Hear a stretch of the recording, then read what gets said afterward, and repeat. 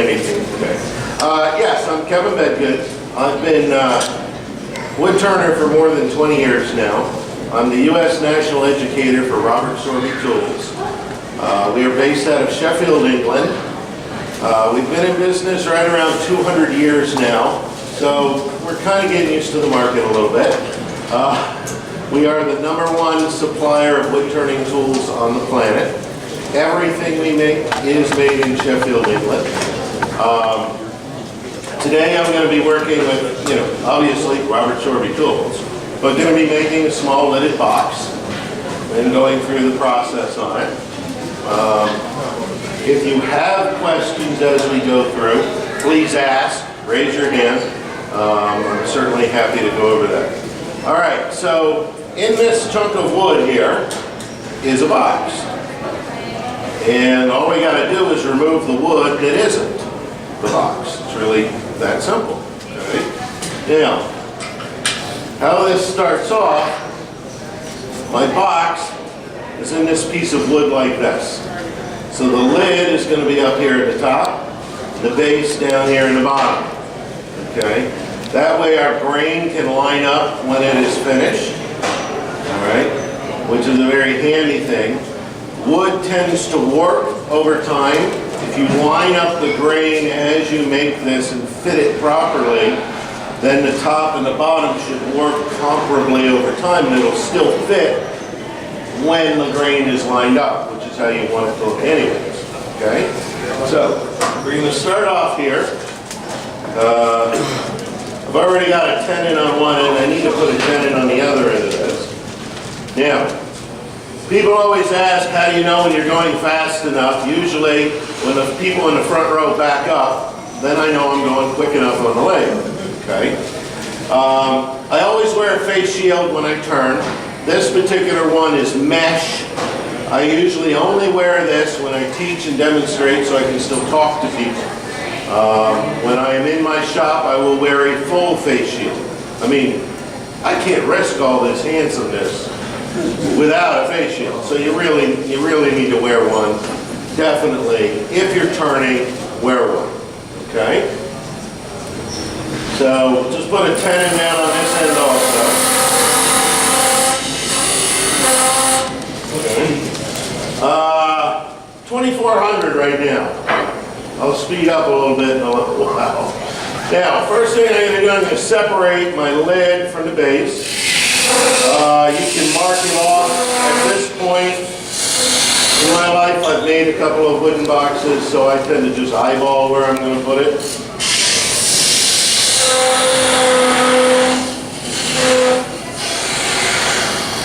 All right, so I have a lid and I have a base. Thanks for coming. Oh, okay, all right. Probably want more than that, don't you? All right, so I need to set my parameters. So the problem I have here is all this wood inside the lid. We got to get rid of that. Now I'm going to need to leave a certain amount of wall thickness, okay, on this. So I'm going to use a small parting tool and just create a good markation for wall thickness, okay? That way when I'm hollowing out the center there, I'm less likely to damage the wall. Okay? This is hard maple. I am turning on end grain. Alright? Which, how many of you are wood turners who just love turning end grain?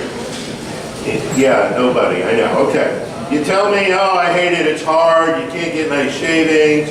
You can't get a clean finish. I don't know about not getting nice clean shavings. I tend to do okay with it. I'm just using a small little half-round scraper from our micro tool set. Raise my tool rest a little more. I'm leaving that little knob in the middle. Any wood turner out there has run into a little button in the bottom of their bowl, their box, their hollow form, and it annoys you, right? Yes. Okay. Well, I'm leaving it there on purpose to show you what you can do to get rid of that later. You get shavings like that from end grain all the time, right? Yeah? Okay.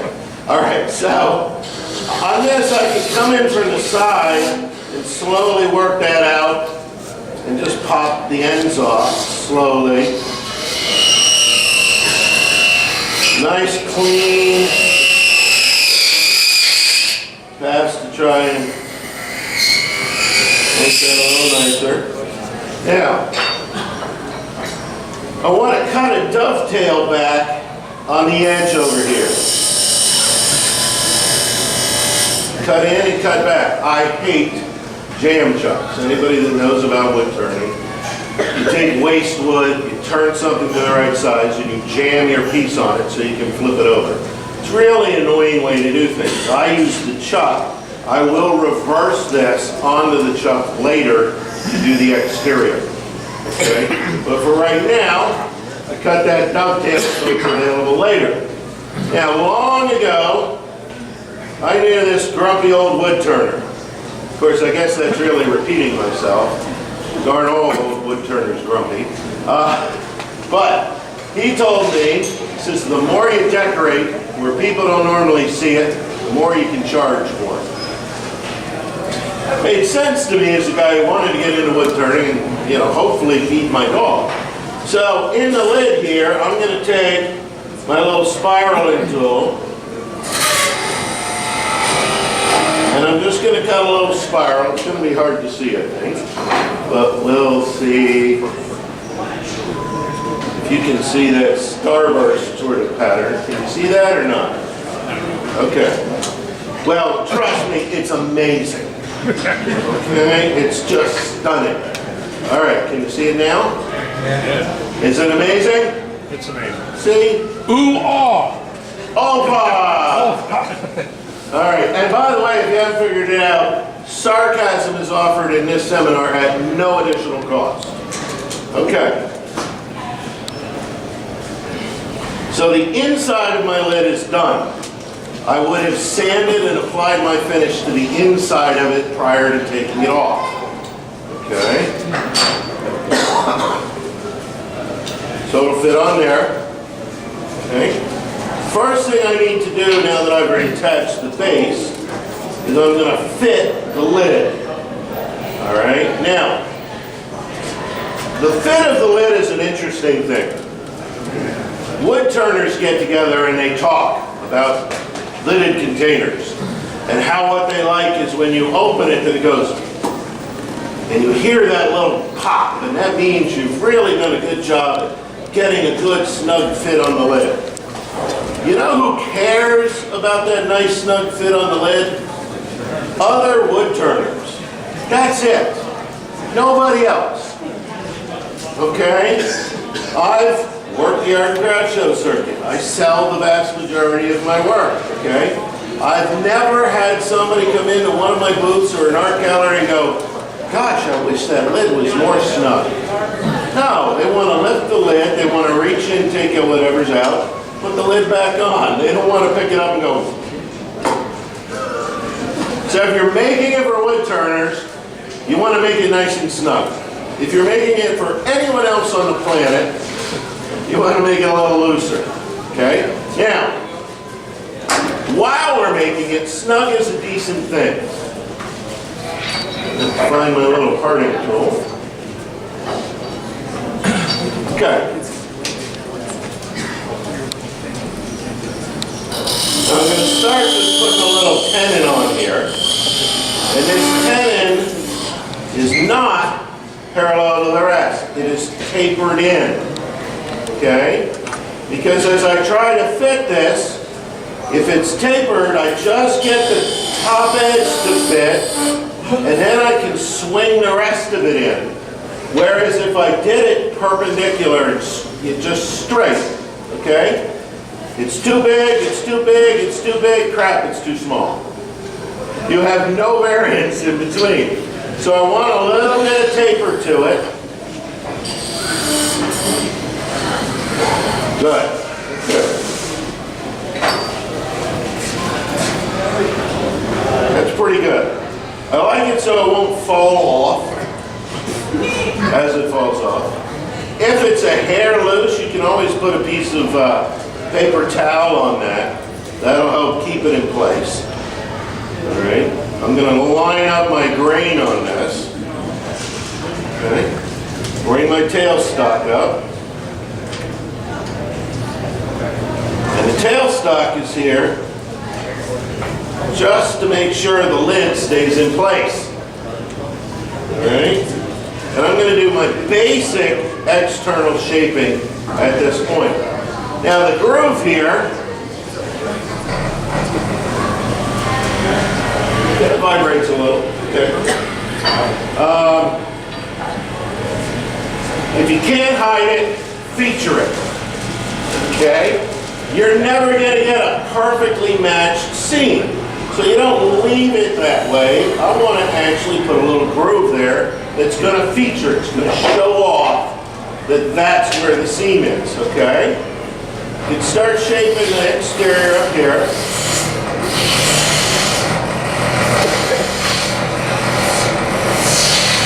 And don't worry about that. I haven't killed anybody in the audience in weeks. Okay? The guy last weekend, he'll walk again, so that doesn't even count. Okay? So don't worry about that. Now, a very important thing to remember at this point is the internal shape I did on the lid. Okay? You've got to try to remember that and visualize it, because the last thing you want to do is make the inside bigger than the outside. Don't go through. You've got to really try and remember that shape.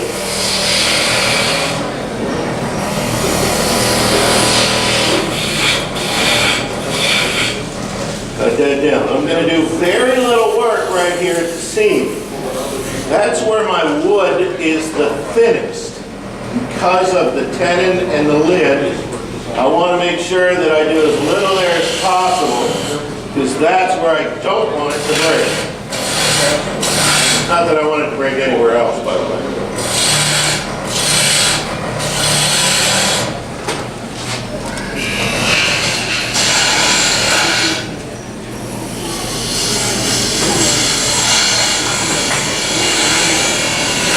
Start bringing in shape. And now,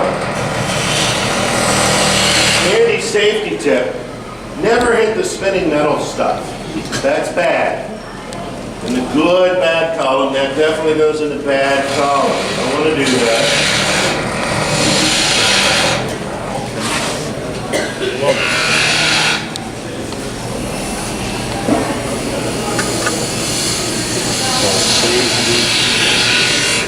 All right, now I have the one mark where the groove is.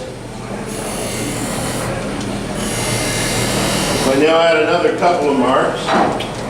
Just kind of hiding it a little.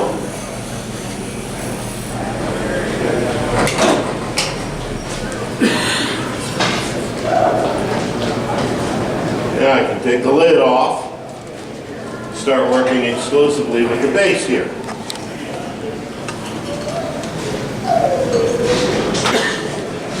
I take this off because this thing is really pointy when you bang your elbow into it. Not that I've ever done that, but I've heard of other woodturners having that problem. All right, so again, I run into the same issue. Got all this wood inside the base. Got to get it out of there. All right? Use my low parting tool again. I'm going to set my parameter out here. The wall. Okay? I'm going to use the corner of my parting tool. Put a little divot right there at the center. Just a little divot. And I'm going to use this tool. This is a little pilot hole tool. Okay? One of the only tools in wood turning that does not touch the tool rest. I use this to make a pilot hole for depth. So I hold it back here, mark a rough how deep I want that to go, and I'm going to grab a hold of it. My hand is now my depth gauge. All right? Place it on that little divot. Push it in. I now have a pilot hole to a final depth. Makes hollowing this out a whole lot easier. Okay? Now, there's various ways I can hollow this out. I can use a spindle gouge, come in,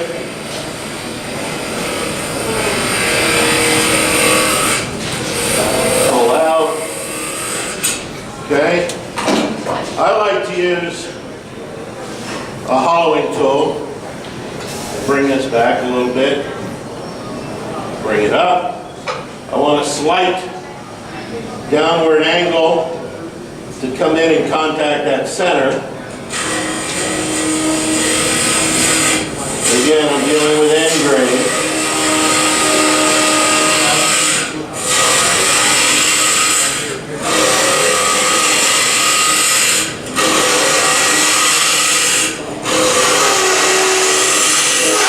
It's a little larger tool, gives me more control, okay, than a spindle gouge will.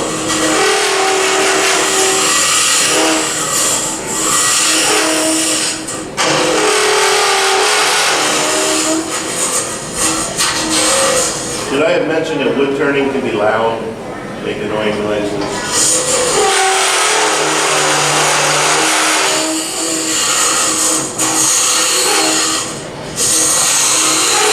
Now I also like this little hook nose scraper that we do. Again, this is another of our micro tools. And I want to back cut around under the rim, okay? So that I can get them gripped by the jaws on my chuck later.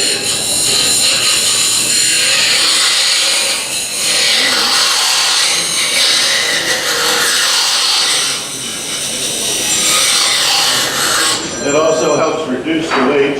If that's my parole officer, tell him I'm busy. That's on the door. No, don't do that.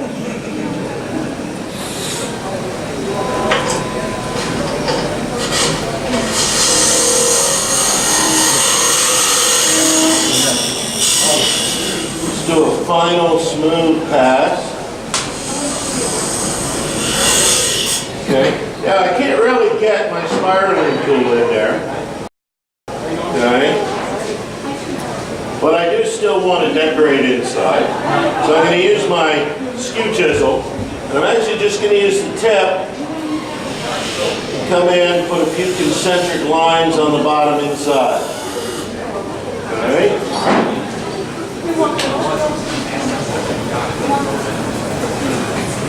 Now I would sand and finish the interior of this box. Can you see the inside there now? Okay, just quick little decorations. So now we're going to see if I made the interior gap here the right size. See if it fits over the jaws. And it does. Good. If it didn't, I would have done that on purpose just so you all could learn how to fix it. Okay? Now, I'm going to tighten this up, expanding the jaws inside. Okay? The number one question... How tight do you do that? See, that's the question I knew I was going to get. How do you know how to make this tight? Now, some of you are taking notes, so you want to write this down. This is very important. You stop a quarter turn before it cracks. All right? If you do that every time, see? You do that every time, it's fine. If it cracks, you went a quarter turn too far. It's kind of simple. All right? I don't really have a better answer than that. That's about the right answer. I do want to make sure it doesn't spin on the jaws. Okay? And then it's stable. Bear in mind, depending on how fine and detailed you make your box, this may be pretty darn thin in the wall. And you're going to have to be very careful. Now, there's a very important word that goes with the wood turning process for the rest of this. That word is gentle. Okay? Because it's not hard to blow this off of here. All right? Which we want to avoid. At least I do, because it's kind of, you know, they're filming it.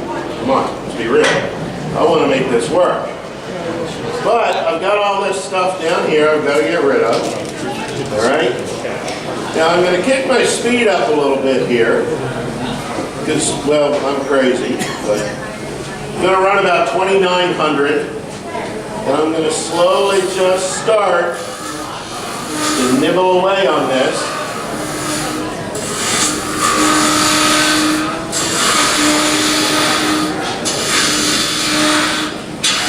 Start working this down to what's visually an appropriate size base.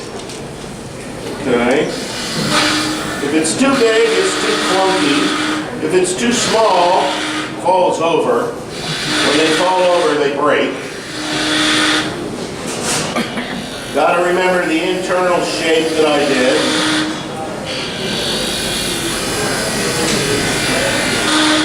I'm going to turn all this into a pedestal. Let me correct that. The plan is to turn all of that into a pedestal. All right?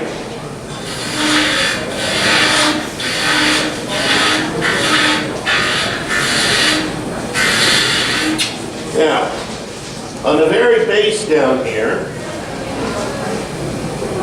I want to make a concave bottom. Okay, wood warps. If I leave it flat, when it warps, it's going to wobble and rock. If I make it concave, when it warps, it's still going to sit pretty darn flat. Okay? So I want to come in here very gently.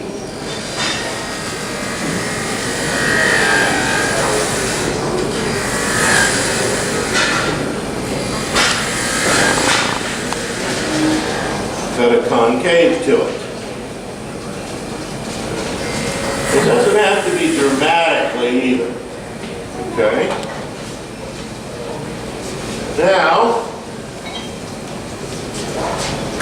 take my spiraling tool again.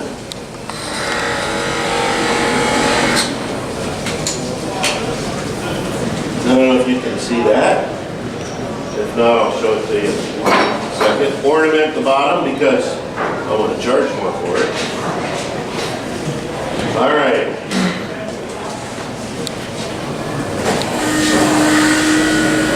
Cut the edge back just a little, adds a little bit of visual lift to the piece. And then I'm going to start really coming in here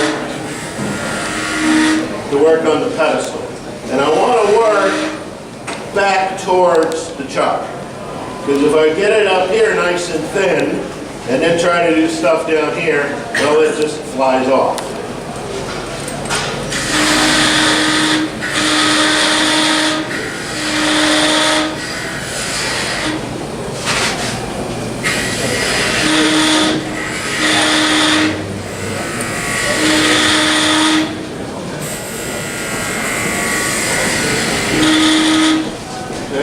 Decent shape to the base. Let's just put a couple of decorative lines down here. And I will pass this around later. Or if it comes off, it'll get passed around earlier.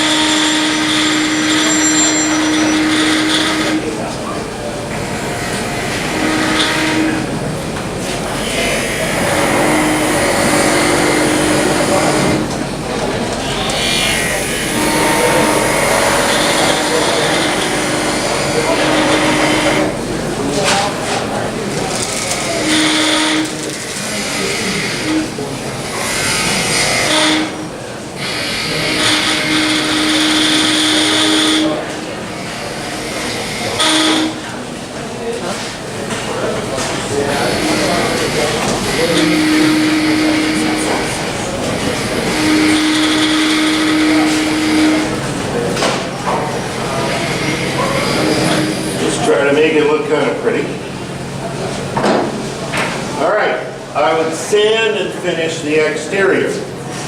Now, another very important thing to remember. Right now, I put this in and I need to stop and think about which way I'm going to turn this. Because I'm only a quarter turn away from what? From cracking it. So if I turn it the wrong way, I've just ruined all the fun that I just did. All right, there you go. All right, so you can see the little spiral on the base. Okay. So the base is complete. Now, I cut that little dovetail back in here. That's going to fit on the lips of the jaw. And expand this again.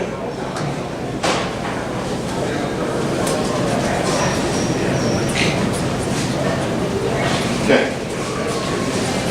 And yes, I have cracked them in demos. All right, so now, working at the top here. Back to the spindle gouge again.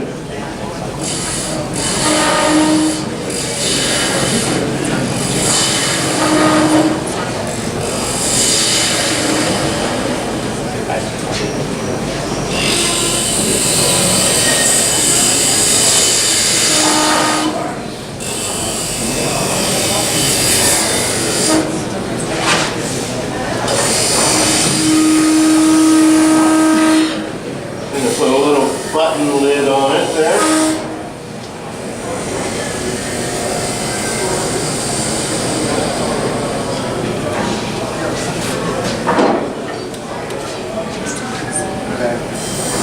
Put a little decorative lines.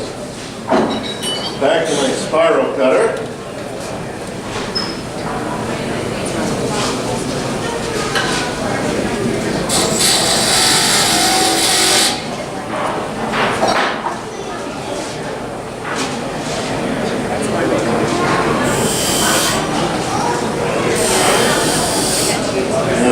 Feature what I just did on there that you can't see yet.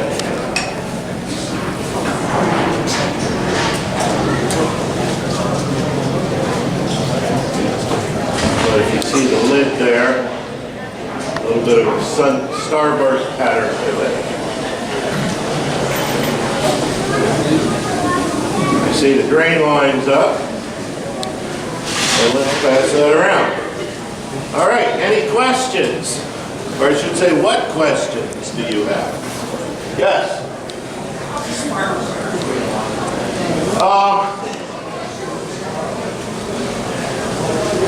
There's a sled on this, okay? Still shaft, this sled. This sled keeps that at a stable angle.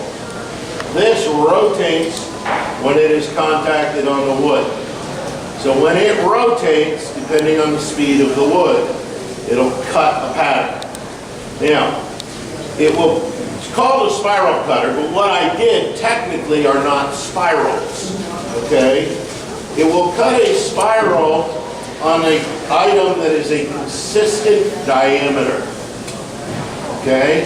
If it changes diameter, it's going to jump patterns, and it's not going to be a nice consistent spiral. You'll get multiple different spirals because of the diameter. If I do it across the face of something, it creates more of a starburst kind of look. But essentially, it's just a spinning cutter. Okay? Afterwards, I'll be upstairs. I'll be demonstrating the larger one, actually cutting spirals and use it to do more ornamental touches to things also. Okay? Other questions? That's it? Boy, I got lots more questions. Yes? Well, I guess that was just a better audience, you know. I don't know. Yes? What's the best lathe to buy? Whatever you can afford. You know, best is a subjective term. Okay? In full disclosure, Robert Sorby Tools, we don't make a lathe. Okay? I do 35, 40 shows a year for Robert Sorby. Everywhere I show up, I have a different lathe to work with. My experience has been that all of the brand name ones, you know, Jet, Laguna, Rikon, Nova, the American Beauty lathes, okay? You know, any of the brand names are good quality lathes, okay? It's, you know, what you're looking for it to do and what you look to get out of it. I've personally used Nova DVR motors, Nova lathes, for most of my turning career. I have a Nova Galaxy in my house now, okay? I like the Laguna a lot. Powermatic is incredible. If I won the lottery, I'd be buying some stubbies out of Australia, okay? But I haven't checked my lottery ticket from last night, so I don't know yet. Stick with brand names. Get the best lathe you can afford. Variable speed is a very handy thing, to not have to change a belt every time you want a different speed. You know, the Jet here, this has 3 belt settings, but there is a variable speed within each belt setting. Okay, and a lot of them do that. The Raycon does that. The Nova Comet does that. Okay, so there's a lot out that do that. It's a nice touch. All right. Other questions? Yes. Is there a better wood that you prefer turning versus another kind? The best wood to learn on is free wood. Okay. You want to learn wood turning, raid your neighbor's firewood pile. Whatever you can get for free is the best wood to work with. And then it's a matter of what you want to do. The type of work I do, I'm known for large turn wall sculptures in highly detailed little boxes. For wood that I use to take the detail, I use a lot of exotics. I use rosewoods and things like that. I also pretty much exclusively use kiln-dried timber. Now, there's kind of a debate, kiln-dried or wet wood, okay? Guess what? It's just like Ford or Chevy. They're both cars or trucks that are going to get you where you're going. It's a matter of preference.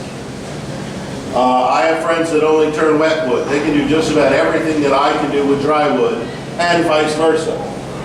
It's what you like. I don't have any patience. So waiting for wood to dry for me to use it, no, not like that. Okay, what about, particularly for making toys? You want to stay away from... You want to stay away from the exotics, stick with local stuff, you know, maples, cherries, things that aren't going to kill them when they eat them. Because, well, they're kids. They eat things. They eat everything. So yeah, avoid walnuts. That can be allergic reactions with that. So also sassafras is known to generate some allergic issues. Okay, anything else? What tool should you start with if you're beginning? The best you can afford. Wood turning is 2 arts. Is turning wood and sharpening your tools. And unless you're rich enough to pay someone to stand beside you and you go, here, sharpen this. Every time you need one, you need to know to sharpen. So, getting the cheapest tool you can get to learn to sharpen on is not necessarily a bad thing. But you will upgrade very soon after. There is a reason it was the cheapest tool you could get. The steel generally is soft, won't hold an edge, won't stay sharp for long. Sharp tools make a huge difference in your turning capabilities. Okay? You do not sharpen a tool because it is dull. You sharpen a tool because it could be sharper. So if you're turning and you think, I wonder if I should sharpen, there's only one answer. Yes. If you think about sharpening, you should sharpen. Okay? Did that answer your question? Somewhat. Okay. After that, I'd say, I don't know, Robert Sorby tools maybe? In currently objective viewpoint, I do. I have our Turnmaster upstairs. I didn't bring with me. Robert Sorby tools. We've been doing a cutter insert type tool for more than 40 years. Okay, and it's interesting to me. There is a concept out there nowadays where there seems to be a battle of whether you're going to use cutter tools or use traditional tools. If there's a tool that does what you want and it's safe to use it. I use both. It's not an either-or concept. Why not use both? I do personally discourage carbide over high-speed steel cutters. Carbide is a wonderful material, okay? It's incredibly hard, that's why people like it. Holds its edge for a very long time, okay? That's why people like it. Molecularly, it is a very large material. High-speed steel is much smaller. You can never get carbide as sharp as you can get high-speed steel. Now, high-speed steel will not hold its edge as long as the carbide does. So you have to sharpen it. But it gets sharper, so you will get a cleaner finish off a high-speed steel cutter than you do off a carbide cutter. We make 17 different cutters. We do 3 carbide, 7 high-speed steel, and 7 with a titanium nitride coating on it, which are even sharper. Okay? So, but use them. They're great. The learning curve on a cutter type tool is far simpler than the learning curve on a bowl gouge. But there are benefits and drawbacks to both. Did that answer it, or was I dancing around it for you? Okay. I like it. I mean, it's nice stuff, okay? We don't make a cryogenic steel, okay? There is a push in the market, you know, wood turning tools, people, like any other hobby or trade out there, people are constantly trying to improve things within it. The biggest thing that could stand improvement is metallurgy. So people are experimenting with cryogenic process, with powdered metals, with mixed versions of it, okay? And they're trying to come up with something that's better than, you know, the M2 steel that's been out there for decades. And somebody's going to eventually come up with something that is a significant step above. At this point, I've seen, you know, my opinion is, I've seen little steps. Nothing that dramatically moves metallurgy forward in how long a tool holds an edge. I mean, that's the purpose behind the metallurgy anyway. Okay? Anything else? Yes? Can anybody learn to sharpen their own tools? Is it difficult or how? It is not rocket science, because if I can do it, trust me, it's not terribly complicated. It does require a certain level of consistency. The biggest factor is to repetitively put the same angle on your tool. Because the angle of the bevel that cuts determines your approach and your cutting. And if that changes every time you sharpen, it's harder for you to build consistently good cuts. So it's a matter of working with a method that will repeat a grind over and over and over. We happen to make a system that does that. There are others out there on the market. Guess which one I like best? And I actually do like it best, even if I didn't work with Robert Sorby.